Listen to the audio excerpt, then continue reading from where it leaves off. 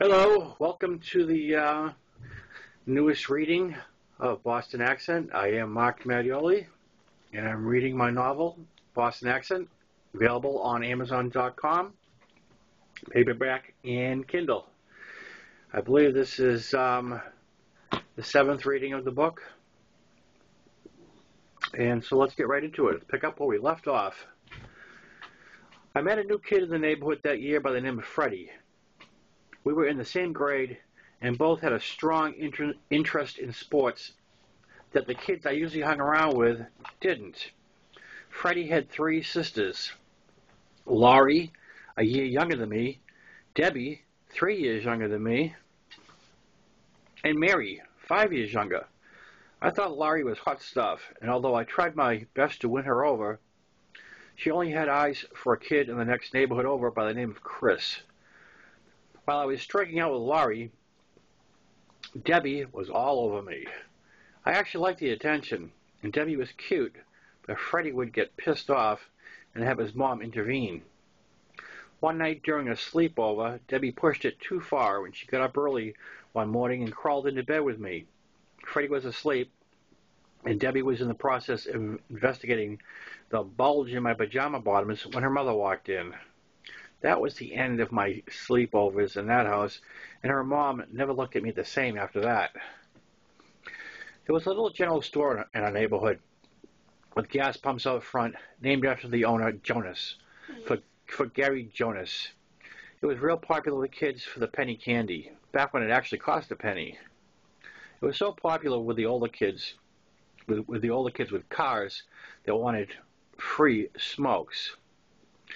Mr. Jonas, as we called him, worked alone and would leave the store unattended while he went out to pump gas. The older kids would go back behind the counter and fill their pockets with packs of cigarettes and then jump back out before he returned. They'd pay for a soda and walk out the door with half a carton of smokes. One day I was in there with Freddie, and who should walk through the door but Chris, my competition for Laurie. I no longer had any interest in Laurie. Debbie had taken my mind off her, but Chris thought otherwise and got up at my face with a warning that she was his. I told him I didn't like her, and he said, "Liar," and shoved me so hard I landed on top of one of those old-fashioned Coke coolers from the 40s. Freddie grabbed Chris and threw him into a comic book rack, and the rack and Chris both hit the floor. Chris had a friend with him, and he grabbed Freddie by the shirt. Freddie, who was stocky for his age and outweighed Chris's friend by a good 40 pounds, spun the kid around and dropped him on top of Chris. Just then, Mr. Jonas came strolling in from pumping gas and yelled for us all to get out. Chris and his friend made some empty threats about next time as they were riding away on their bikes with faces red as apples. Not long after that incident, Mr. Jonas, who was well into his 90s, took ill and passed away. The store closed and never reopened. Some 10 years later, someone bought it, had the gas tanks dug up, and turned the store into a residence. It'll always be Jonas' store to me. That sounds like the Billy Joel song, doesn't it? Always be Jonas. Never mind. It was the second anniversary of my accident, and my mom asked me what my plans are for the day. I tell her I've been invited to play football at the elementary school field with a bunch of guys I know. She rolls her eyes and says, "Go. Can't be any worse than carving a pumpkin. Just be careful." Now, I love football. I love to watch, and I really love to play, especially on defense. For me, it gave me a chance to shut the guys up that had the arrogant big mouths, and to be perfectly honest, hurt them. Now, I wasn't a big kid by any means, tall but skinny. But on the playing field, I had no fear and dared someone playing against me to be a loudmouth. On this particular day, October 12, 1970, we had a mix of players on the field that couldn't be more different, including every big-mouthed jerk in the neighborhood. I just hoped that when we chose teams, I ended up on the right one. Right off the bat, kids were at each other's throat, pushing, shoving, and talking smack. This was going to get ugly, and I was going to have fun. One little thing I haven't mentioned, we didn't wear equipment. No helmets, shoulder pads, or padding of any kind. And oh yeah, we're playing tackle, not flag football, which we call fag football. As it turns out, all the jerks want to be in the same team, so I end up with my friends. The first injury goes to Robbie, the big goon I fought in the schoolyard in 3rd grade. He gets thrown out of bounds by one of my teammates who is hanging onto his arm as he goes down and just bends it behind him while throwing all his weight on it. Snap! Another broken arm for Robbie.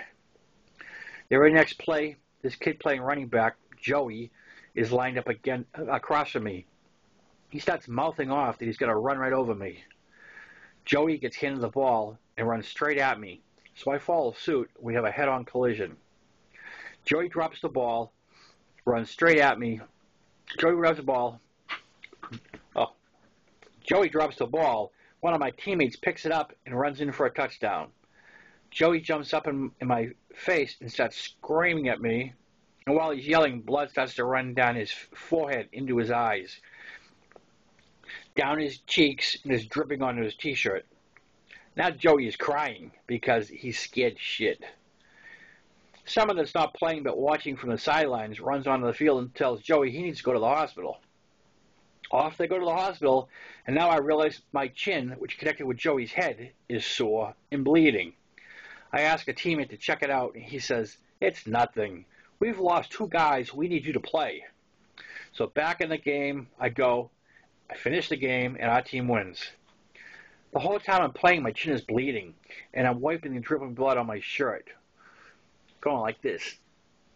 Dabbing, a little dabble, do you? By the time I got home, my shirt looked like it was a tie-dye from all the blood.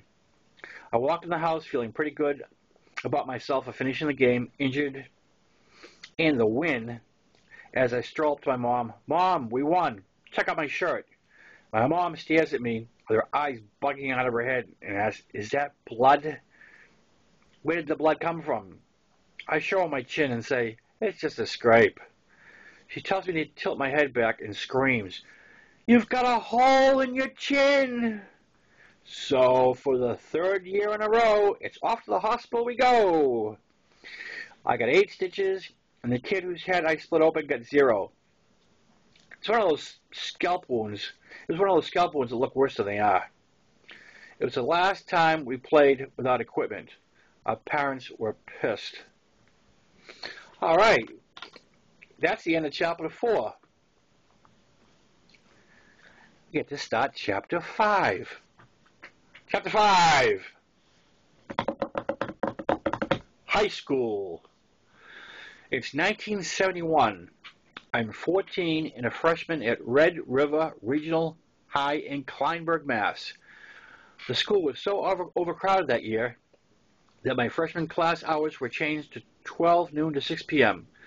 We hated it, and our parents hated it, but we were told it was necessary to reduce the number of students that were in the building at the same time. Our first act of protest at these crappy hours came during our first month of attendance.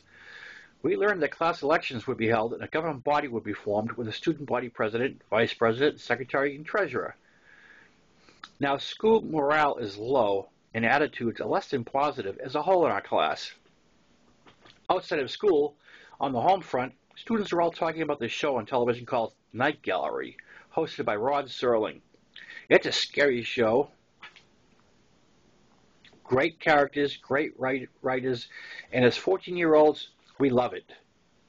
Now it's the afternoon of elections, and it's also the day after another episode of Night Gallery has aired, and someone in our class comes up with the idea to mess up the election by writing in a vote for class president using the name of a character from the show. The name of the write-in is Borges Weems, from the episode titled The Hand of Borges Weems. Now, from my memory, the person that not only came up with this idea but sold it to a lot of students was Cliff Brown. I had known Cliff since elementary school, as he had grown up in Pineyville the same as me. He was very charismatic, with a great sense of humor, and could easily win people over. Our freshman class had over 300 students in attendance, and we were a very close-knit group. We had an extended homeroom that day, so everyone could vote for the candidate of their choice. At the end of the day, all students reported to the school theater to hear the results of the election and hear brief acceptance speeches from our class officers. The announcement of class president came last. When Borges Weems' name was read, the auditorium erupted in a mixture of disbelief and jubilation. We had just pulled off one huge hoax that would be talked about for years to come. The school administrator reading the winning name was clueless to what had happened, and he read the name over and over. Borges Weems! Borges Weems! Come on up! Borges Weems! Has anybody seen Borges Weems? Is Borges Weems out in the hall? We were in tears. Then someone crossed the stage and informed the administrator that Borges Weems was not a member of the student body, but a fictitious character on television. The smiles on the stage quickly disappeared, and we were all told to be quiet and sit down. That's when the reprimand started. That's when we were told that class elections was a privilege, not to be taken granted for, and we just thrown it all away with our immaturity. We had no officers that year. The school was so pissed off at us that they stripped us of every little benefit we were entitled to. Our election made the local paper along with the actions taken against us. The author of the article sided with the administration with the headline reading something to the effect, "Immature freshman class elects fictitious student body president." The ironic thing was our elected class president senior year was Cliff Brown, the mastermind of the freshman hoax. My feelings have not changed in all these years, and I say, we were kids. Lighten up. I think that's a good place to stop for now, and we'll continue on tomorrow if I get a chance. I hope you liked it up to this point. Remember, I'm reading Boston Accent is the name of the book. My name is Mattioli, and I'll see you next time. Ciao.